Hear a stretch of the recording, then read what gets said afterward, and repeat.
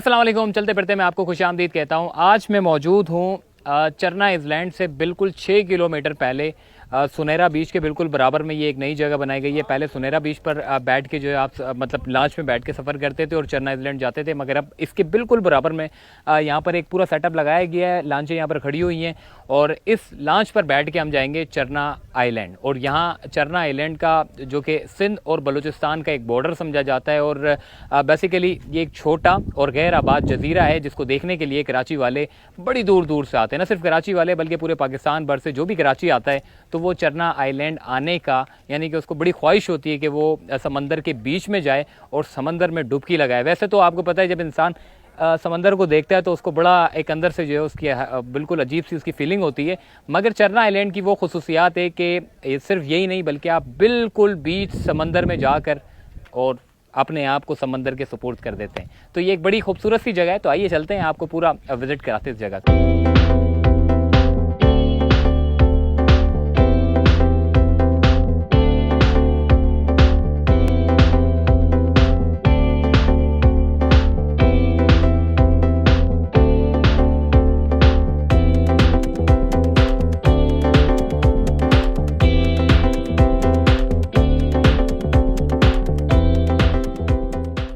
सबसे पहले तो आपने 2-3 अहम चीज़ों का ख्याल करना है। जब आप चरना आइलैंड आएँ तो अपने साथ कैप लाजमी लाएँ, सन ग्लासेस लाजमी रखें, सन ब्लॉक लाजमी रखें, क्योंकि वो लोग जो कि ख़वातीन ज़्यादा होती हैं जो अपने कलर को बचाने के लिए जो है वो सन ब्लॉक इस्तेमाल करते हैं। और ख़ासकर मर्द हज़रात भी काफ़ी हमने देखे हैं जो सन ब्लॉक लगाते हैं। मैं नहीं लगाता क्योंकि मेरी आदत है मट्टी धूल कड़क धूप में जो है वो मैं काम करता हूँ, मुझे ज़रूरत नहीं है सन ब्लॉक लगाने की।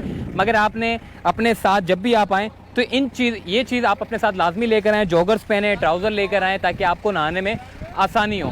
दूसरी चीज़, अगर आप चरना आइलैंड जाना चाहते हैं तो आपको सबसे पहले मुख्तलिफ़ कंपनीज़ हैं यानी कि जो निजी कंपनीज़ होती हैं जो लेकर जाती हैं, आप उनके साथ भी जा सकते हैं। 2500 रुपये वो आपसे जो है वो फ़ी बंदा जो है वो आपसे पैसे वसूल करते हैं। अगर आप पर्सनल जाना चाहते हैं, अपनी पूरी फैमिली के साथ जाना चाहते हैं, अगर आप उन कंपनी के साथ नहीं जाना चाहते जो लोग आपको लेकर जाते हैं, आप अगर अपनी ज़ाती तौर पर जाना चाहते हैं तो आपको सबसे पहले जो है वो सबसे पहले रास्ता समझना होगा। हॉक्सवे से आप जब आप आते हैं तो आपको सुनहरा बीच देखने को मिलता है, बड़ा सा एक बोर्ड है। आप सुनहरा बीच से बिल्कुल अंदर आ जाएं, आपको ये लॉन्च देखने को मिलेगी। यहाँ पर पर्सनल आकर आपने सौदा करना है। आपको तकरीबन यहाँ के लोग कहेंगे 5000 रुपये 6000 रुपये एक लॉन्च के, लेकिन आपने जो है वो सबसे पहले उनको बार्गेनिंग करनी है ताकि आप जो है वो कम से कम करा सकें। वैसे ज़्यादातर नॉर्मली 3-3.5 हज़ार में आपकी कश्ती जो है वो हो जाती है और आपको सीधा लेकर जाते हैं चरना आइलैंड। तो अब हमने कश्ती वगैरह करा ली है, लॉन्च वगैरह हमने करा ली है, फिर हम आपको लेकर जा रहे हैं चरना आइलैंड। तकरीबन 6 किलोमीटर का सफ़र है, समंदरी रास्ता है। फिर उसके बाद यहाँ से होते हुए सामने चरना आइलैंड हम जाएंगे। तो चलिए हमारे साथ।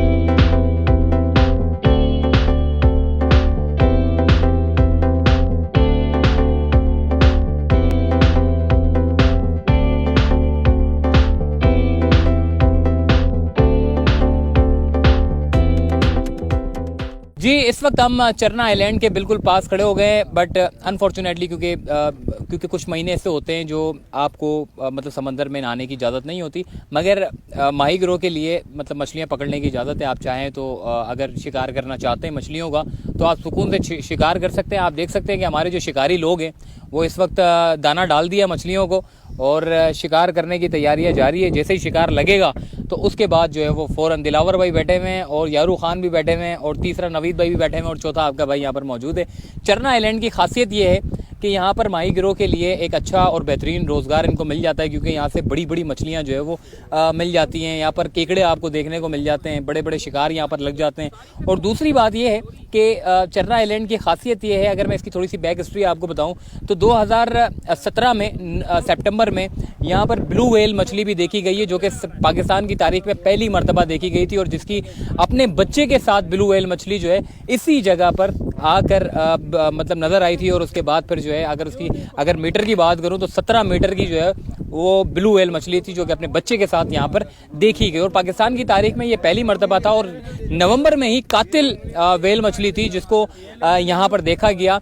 यहाँ पर वाइल्ड लाइफ के बारे में अगर मैं बात करूँ तो यहाँ पर पीले कलर के जो सांप होते हैं वो भी आपको देखने को मिलते हैं, कलरफुल मछलियाँ होती है वो भी आपको देखने को मिलती है।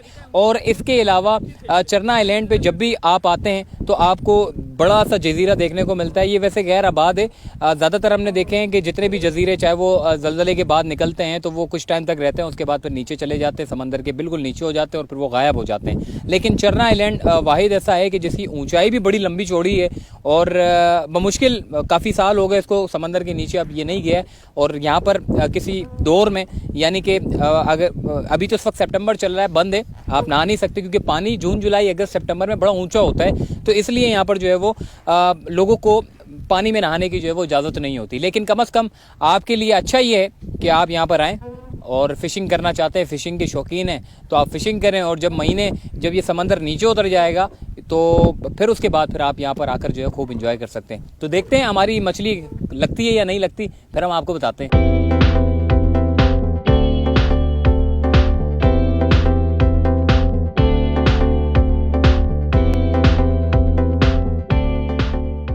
जी, इतने बड़े समंदर में हमारी बदकिस्मती ये है कि 6-7 लोगों ने दाना डाला लेकिन एक भी मछली हाथ में नहीं लगी। तो हमने सारे लंगर जितने भी डाले थे सब के सब हमने उठा लिए और अब हम थोड़ा सा घूम रहे हैं। ये जो चरना आइलैंड है उसको थोड़ा सा करीब से देखेंगे और उसके बाद फिर हम मजीद घर की तरफ जाएंगे। तो वीडियो देखते रहिए।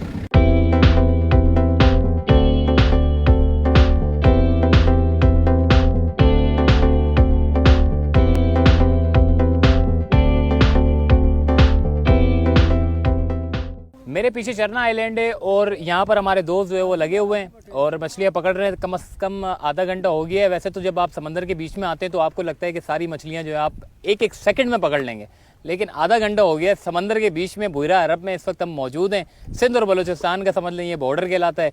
और अभी एक ये जो दिलावर भाई है इनकी भी अभी तक नहीं लगी फिश, ये यारू भाई की भी नहीं लगी, नवीद भाई की, और ये दोनों भाई हमारे बैठे हुए हैं लॉन्च वाले, इनकी भी नहीं लगी, और ये इमरान की भी नहीं लगी।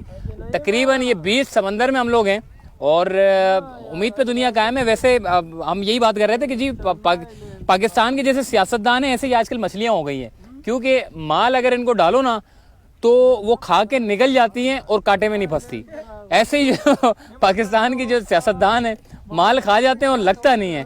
अब मछलियां भी जो है उन्होंने पाकिस्तानी सियासतदानों का जो है वो रूप इख्तियार कर लिया है। माल खाती हैं और निकल जाती है और कांटा जब निकालते हैं तो खाली निकलता है।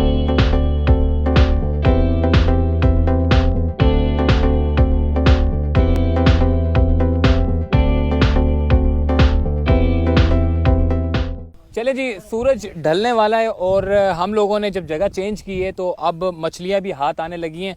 किसी ने हीरा पकड़ी है तो किसी ने मुख्तलिफ इक़्साम की यानी कि मछलियां पकड़ी है। एक भाई ने तो पूरा सांप ही पकड़ लिया, समंदरी सांप, फिर उसके बाद उसके कांटे को जो है वो तोड़ के फिर उसके बाद उसको छोड़ दिया गया। बहरहाल जगह चेंज की है तो अब हम लोगों ने मुख्तलिफ इक़्साम की जो है वो मछलियाँ पकड़ी है।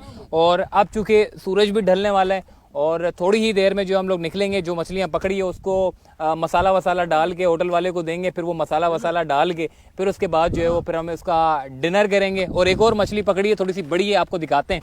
ये देखें, ये बड़ी मछली पकड़ी है और मगरिब का टाइम होने वाला है। और इसको बोलते कौन से, क्या नाम है इसका मछली का? मुल्ला। ये मुल्ला मछली है।